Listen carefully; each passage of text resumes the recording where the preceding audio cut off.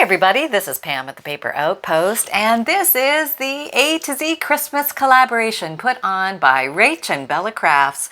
I am officially letter F, and I am going to teach a very simple flower design, and this flower design can be placed onto anything. Happy mail, file folders, journal pages, journal covers, greeting cards, on the top of gift presents, as opposed to other types of presents. We have gift presents, yes we do. I just wanted to show you how to make this. It doesn't take a lot of supplies. Basically, just grab a book page or two. And I also used, if you have these around, some paper bag and little bits of material and things like that. Whatever you have around you, buttons, material. And if you don't have any of that, you can certainly draw or improvise with what you do have. Go shred some clothes. You don't need all those sweaters. Okay, so this is the little guy in question, or little gal, and she is made of different little petal leaves ranged in a circle, and I put her on the face of a little envelope that I made out of a beautiful little pink dyed paper that somebody sent to me, so thank you very much. And so I thought it would come in perfectly handy for this project. So let's get to it. It's very easy. Here's the back of it. You could put something here too to mask that, or if you're going to glue it to a page, you could leave it as that, or you could tuck some happy mail in here and put some fun things to give somebody at Christmas, maybe a gift card, or some fun ephemera or digikits, or whatever you want to put in there. You could definitely do that. So let's make one. Okay. Super easy. So basically I started with a base, and the base I chose is optional, but it's a paper bag. So if you have some paper bag, just tear off a strip of paper bag and you are good to go. It doesn't have to be perfect because you can do a tear shape afterwards, which is totally fine. Okay, so this is our base, and then we want to grab a book page. So let's grab a book page, and I have this little book page here just from a random book. I am going to zoom out a little bit so you can see a little better. Okay, here we go. So I'm just going to take this random book page. It has a lot of text on it. That's fine. I think the matte ones work. You could use glossy too, but my preference is matte, but you could definitely use glossy as well. Okay, so I'm just going to, let me show you a little closer here, tear what I think are little petal-like shapes. So little petals from flowers. And I think you want to do some bigger and some smaller to give you a little variety. I think the outside of your flower is going to have the bigger petals, then maybe medium petals, and then smaller petals on the inside. But so this is how I tore it. Okay. Just folded the page in half, and I just did some, they don't have to be perfect. Here's probably the most important thing. They don't have to be perfect. This is easy. Any beginner can do this. I'll just make a little one now that we got an extra. And that left me with this. So what is that? Well, there's a beautiful negative space there, but we're not going to worry about that right now. We're just going to take this and we're going to flop it in half. That's right. And then we're going to do the exact same thing. Okay, so how many did I come up with there? Maybe 4 or 5. So just make a pile. Just keep going, you know what I mean? I did it with one page, so you can probably do it with one page. I'm going for maybe these are a little bit smaller. And you can always adjust them after if they're not perfect, but there's something about the imperfections that actually improve the look of this technique. So don't be perfect. Just let perfect go. You can be perfect on another day. That's okay. Perfect will wait for you. Yeah, it's always there in the background, right? Okay, I'm going to do maybe 4 small ones for the center, but then I can do a few more medium-sized ones. Oh, that was a big one. They come out the way they come out.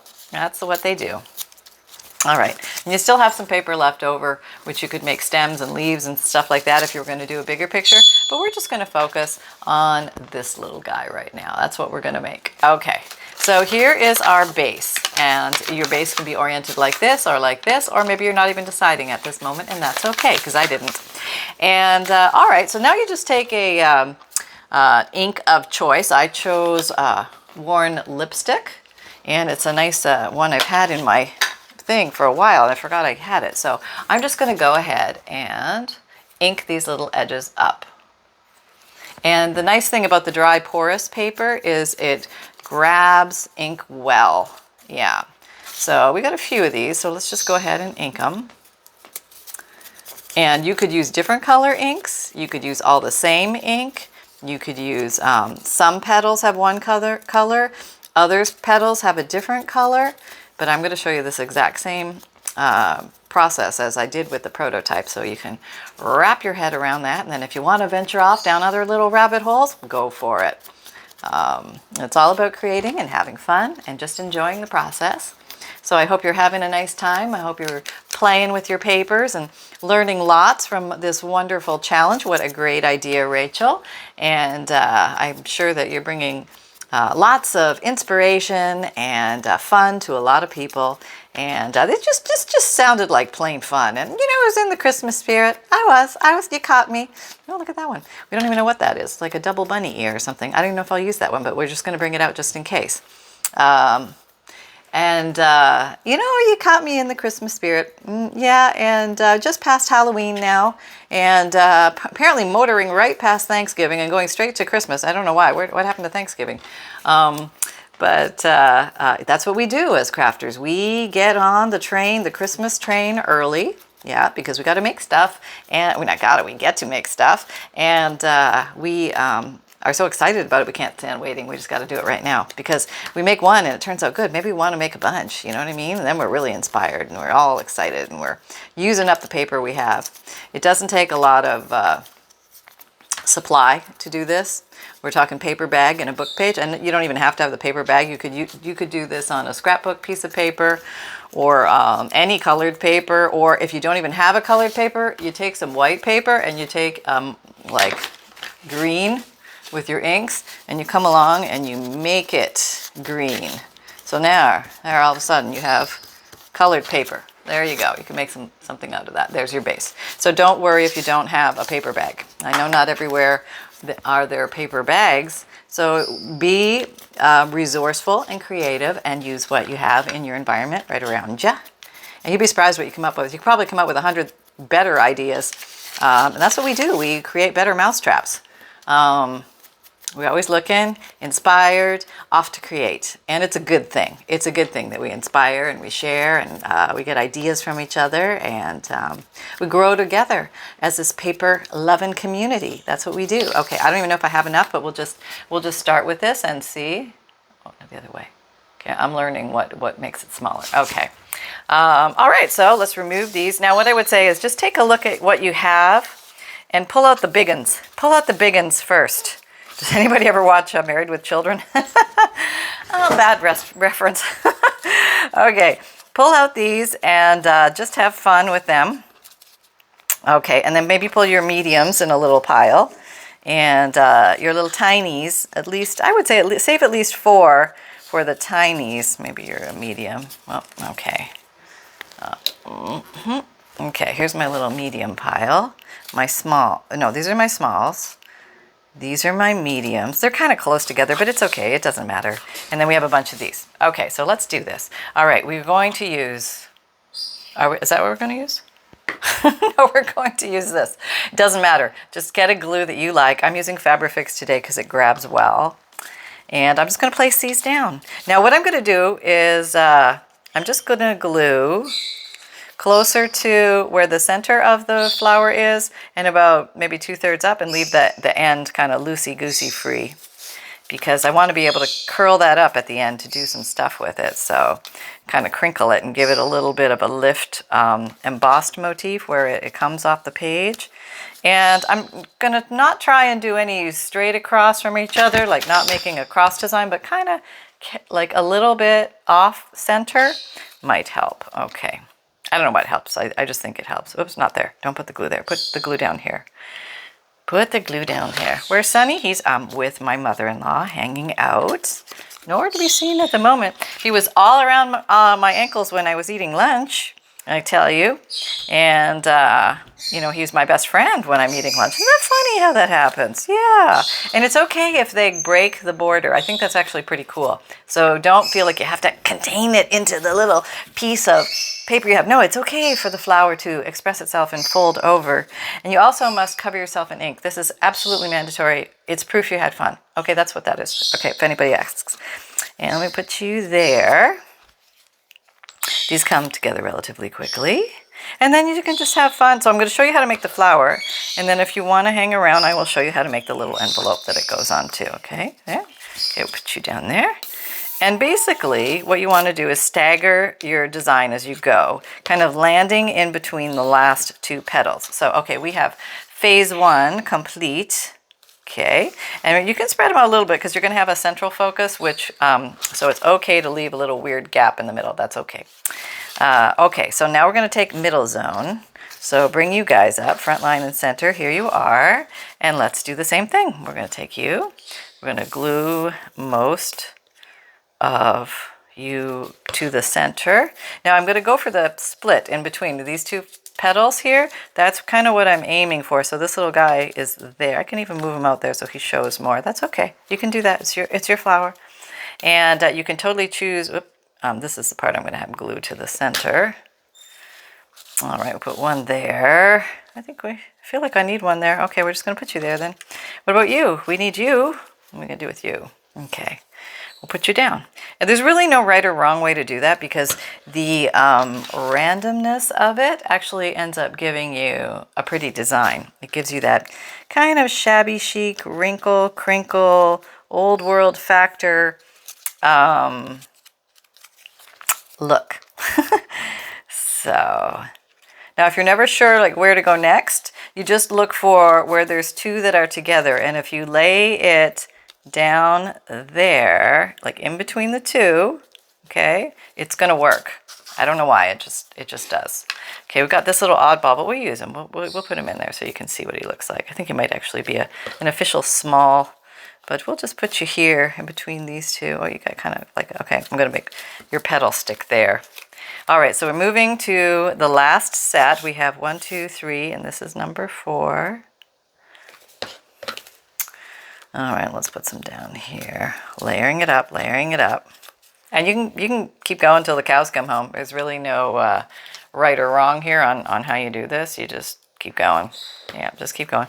I'm not paying too much attention onto the direction of my words, but you can, if you want all the words facing one way, you can totally do that.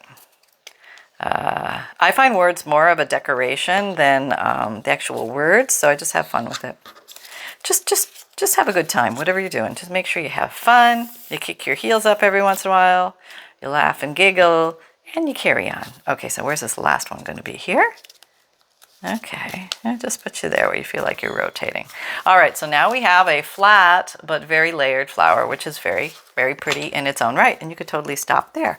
But I think we're going to add a centerpiece. Okay, I just spent 20 minutes looking for my needle. Okay, and I'm going to do a little nesting in the center, like I did with this one. I used a little cheesecloth in the center, and then I had a decorated button that I had made previously, so I put that in the center, and I hand sewed it on. You could glue it on, just remember that. Okay, so I'm just going to take some cheesecloth, and I'm just going to do like a random scrunch, and with some Fabrifix, which is just a good all-around glue, grabs pretty quickly, and we're going to just plop this down. Here we go. Let's get a little closer. Oh, wait a minute. Oh, farther. Closer is down. Okay, trying to remember. Okay, there we go. So I just placed that there.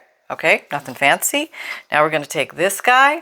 Now this guy does have some height to him, so this particular piece might be better separate from a journal or presented with a journal, presented as Happy Mail, presented as a standalone piece, but you could use a flat button or you could make a button just out of paper. So you do have options if you want to keep it super flat. But this is all in the name of fun, right? So I'm just going to take some pink string here, and now I'm going to thread the needle. Oh, I know, here we go. This is the old-fashioned way, and I know they make tools for this, but do you think I have one? I don't know where it is. It'll take me 10 minutes to find it. Okay, here we go. Wasn't bad. These are bigger-eyed needles for the blind, yeah. For the blind crafter and me. Here we go. Okay. So I'm just going to tie this together at the bottom. There's probably some fancy seamstress knot that should occur here, but I know not of it, so I'm going to go with old, yeah, 6-year-old Pam knot. Yeah, there we go. That's what we learned back in the day of fun and fancy. Okay, so I'm going to come in from the rear, Here we go, coming in from the rear. Okay, not bad. All right, can't believe I'm sewing. Oh, can't believe I'm sewing. Hand sewing, no less. Oh my gosh. I'm actually still surprising myself that I'm sewing at all. Okay, pull it to the knot and then decide how you want it to sit. This is probably the trickiest part, to get it down there close to the other one. It's only paper, Pam. You can get through this. Come on. There, I'm in. Okay, so now if I pull it back, I can tie it. So I'll just cut this little guy off and I'll tie it. Can you see good? Can you see well? Can you see well, everybody? I hope it's good. Yep. Sunny, where are you? I'm hanging out with your mother-in-law because she gives me treats. And your treat train has stalled since you're crafting and you don't want to give me treats with inky fingers. But I love you, Mom. Okay. Or as long as you're all right. Fine. Okay. He's over there somewhere. Maybe he'll come by for a visit. No, I think he's upstairs with Marie. Yep, having a grand old time. Or he could be outside with her. They might be outside. It's a nice day today. There. So we have that. Now we want to do the raised effect, the embossed effect. I don't know if that's technically embossing, but we want to ruffle these up a little bit. So originally I used to think this was very complicated, that you had to somehow dip the whole thing in Mod Podge and do stuff to it to get it to do this. But no, it turns out to, in my world, it turns out you just, that's why you didn't glue the ends down so much. You just sort of raise up those little petal flaps that you didn't glue down or sort of glued down. And if you did, you just peel them back off. And you just give them like a wrinkle, you know, just a good old little wrinkle. Start from the ones that are most central and then work out to the middle layer and then work out to the back. And you can always refluff after. Yeah, so don't get too particular from the get-go. Just get in there and wrinkle. Yeah, wrinkle like it's nobody's business. You're just going to wrinkle. And then we can readjust and fluff and do all that stuff at the end. But this is going to give you that real shabbiness to it, that weathered, rosish, lookish, peony kind of, you know, rumpled flower look. Yeah, which is just so coveted in the world, you know? Okay, so I'm over wrinkling initially because I can always flatten them out a little bit. And so there, we have that. And you can just let it relax a little bit or use your fingers to spread the little petals out. And if you want to put some ink on the back side of them, you can totally do that too. Where is my thingy? Okay. Where is my thingy? There it is. What's that? That's the right color. You never know around here, you know? And you just got to put a little more on there. And if it looks the right color, the right pink for you, then you're good to go. If you need to do more, you do a little more. Okay, so this is how we got that. See, this one isn't even as wrinkled. I'll give you the side view. That's what it looks like. This is how this one looks. Okay, ready? Oh, yeah, that's what it looks like. Okay, so it will sit in your journal if you wanted it to. It would definitely sit in one of mine, my little chunky monkeys. But let's go ahead and make one of these very simple envelopes that anybody can do. Bigger is down low? Bigger, yeah, no, yeah, so smaller is the other way. Okay, very simple concept. So somebody was very nice to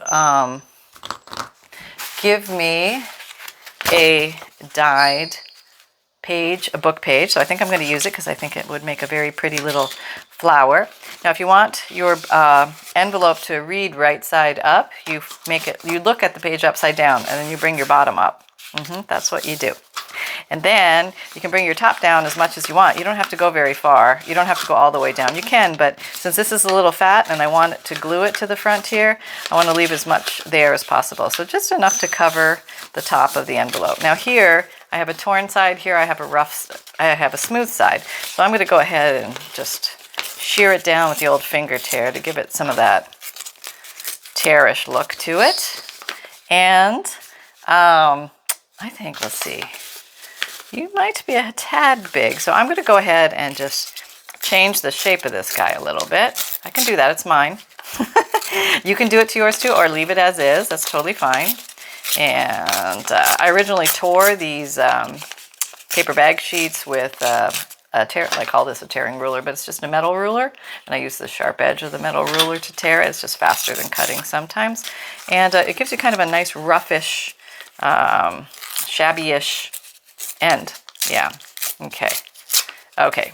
All right. Did that. Next thing I did was I grabbed some Walnut stain, and I found my Distress Oxide walnut stain, so we're going to use that because I think my other one might be getting dry. I really use it a lot, so I wouldn't be surprised. And with these nice torn, fibery edges, that's going to really soak up that ink well. Oh, ink well. Okay, here we go. Oh, you might be kind of dry too. Maybe you need a spritz of water. A little spritz of water might do you better. You little thirsty little pad. I've ignored you. I've ignored you. Okay. All right, so now we have that. And I think that's pretty. Okay, so now this one I sewed.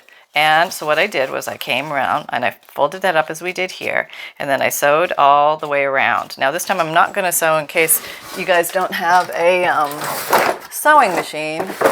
But I will put in the thumb hole for the pocket, just so you can see what that looks like.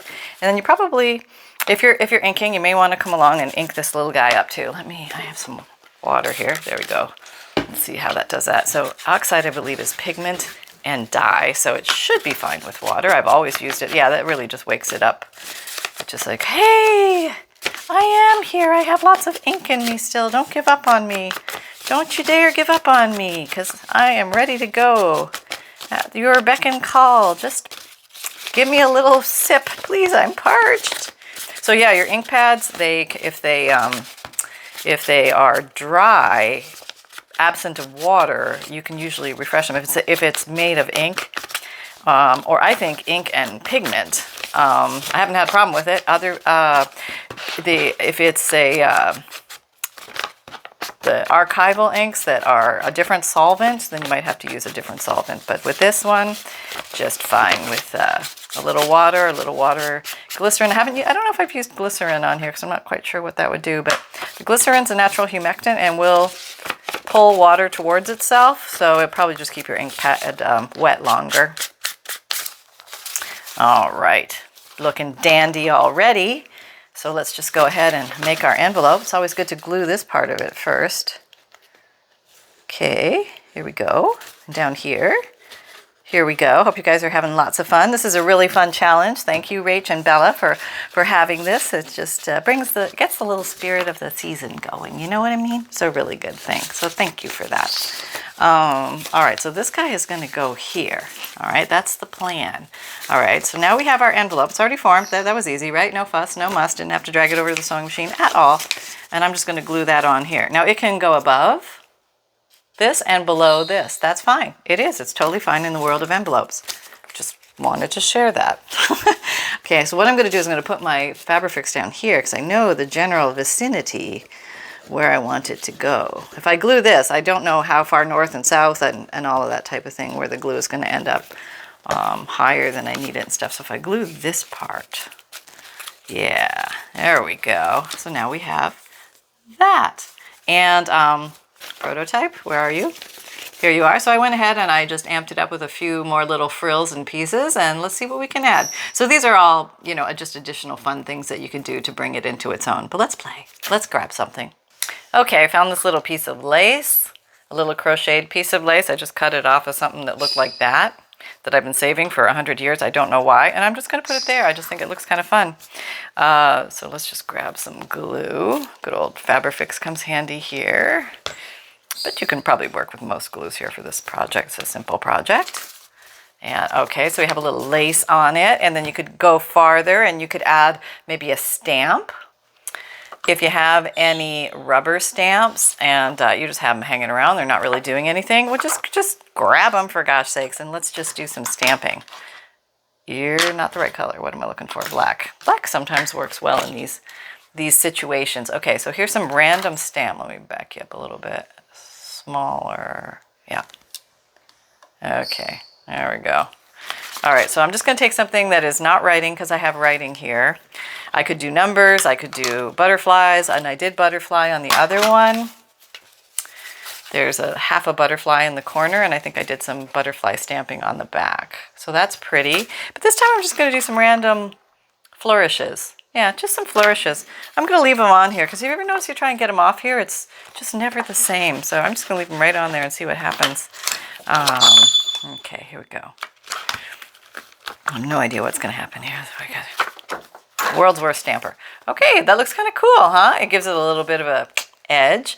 And maybe we want to put maybe not a word, but maybe a number. Let's get a number. Here's a number. Okay, we got one. We got a 7. We got a 7, people. Let's move forward with the 7. In the black soot, we're going to put 7 right there. And we can, there we go.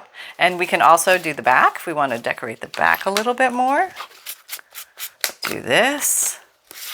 And I think I'm going to put something along there that will bring that all together. I think I played with some of this in the other one, so I am going to put a piece of that here, just because I think it's going to be kind of fun.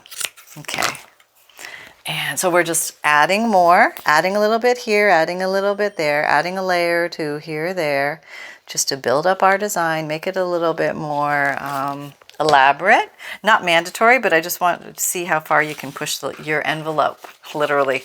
Okay, so now we want to see if that functions well. It is going to fold back there, but it still does work. You could maybe use a thinner piece and that might be better, but that kind of gives you like a little peekaboo effect there. And you could even do that under here to put some definition, which I think we're going to do, so you can see that. Let me get this particular, whoop, where did I put it? And it's right. Oh, geez. Hang on, I gotta find it. All right, I found this piece. I thought this was a little pretty piece of lace. Might have some hanging around. You never know. Okay, so what I was thinking was, if we do that, then that'll be like a little underskirt there. Whoop, can't see. That'll be a little underskirt there. I think that would look really pretty. Yeah, let's do that. Okay. Okay, we're gluing. And we're gluing. It's a big underskirt, so we're gonna glue a lot on here. Gotta have something to grab onto. Yeah, okay. Now let's hope this works. I think maybe I need to, whoop. Maybe I'm gonna fold it back on itself. I haven't done this yet. Here's a new trick. I'm folding it back to give an edge. Now I want my skirt edge.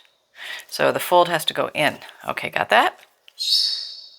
In, okay. No. Let's just put it down and we'll trim it. Okay. Then there's that option. Okay, here we go. Ready? Whoop. Did we do it? Oh, that looks pretty good. Now all we have to do is come along and trim this. Back up a little for you. Okay. And we're coming down the whole stretch, everybody. Okay. And you could have this flare out a little bit more if you wanted, but I'm just gonna keep it straight, so it's similar to the other side. Okay. Oh, I seem to have an excess tail over here. I'm gonna lift this up. Get closer, and we have completed our little project. So I hope you had fun. I hope you enjoyed this. I hope you check out everybody else's videos and see what they're making and doing. And this is a lot of fun little, in this little project. And you could just make a whole bunch of these for any season. This could be bridal shower gifts, birthday gifts, Christmas gifts, anything you like, anniversary, engagement, all sorts of fun things when you use these kinds of flowers made from book pages. And welcome to everybody who's familiar. And if you don't know me, my name is Pam at the Paper Outpost, and you can find my videos Mondays, Wednesdays, Fridays, and Saturdays, 7 a.m. Eastern time on YouTube. And I have a podcast which comes out Tuesdays and Thursdays. It's audio. It's everything about crafting, life of a crafter, answering crafty questions, junk journaling, paper crafting, things like that. A lot of fun. And I have a free monthly emailed newsletter if you're looking for a free digital image. I email one to you monthly, along with a note from the bookmaker, which explains what a junk journal is and how to use it. You can tuck this in the front of your junk journal to help explain that wild-eyed look that you get when you give somebody a junk journal and they don't quite know what it is yet. And I also have a list of supplies in there and updates from me and a peek at my DigiKits. I also have a Facebook group. Come on over and join our Facebook group. We're having a lot of fun over there doing weekly and monthly challenges and seeing what you make from my videos. And I have an Etsy shop where you can find the vintage DigiKits. And if you don't have a printer, I have a print and mail option for you there as well. I have an Amazon shop. If you're looking for favorite tools and supplies, you can find them there. You can find me on Instagram, Pinterest, Twitter, LinkedIn, and Facebook. And all my links are in the drop-down description box below each video. And if you find value here, please like, subscribe, and share, and click the notification bell. And remember, most of all, it's only paper. Fun can be simple. And create with reckless abandon, everybody. Go have some papery fun. Take care, everyone, and thank you so much again to Rachel and Bella for this amazing collaboration. Take care. Bye-bye.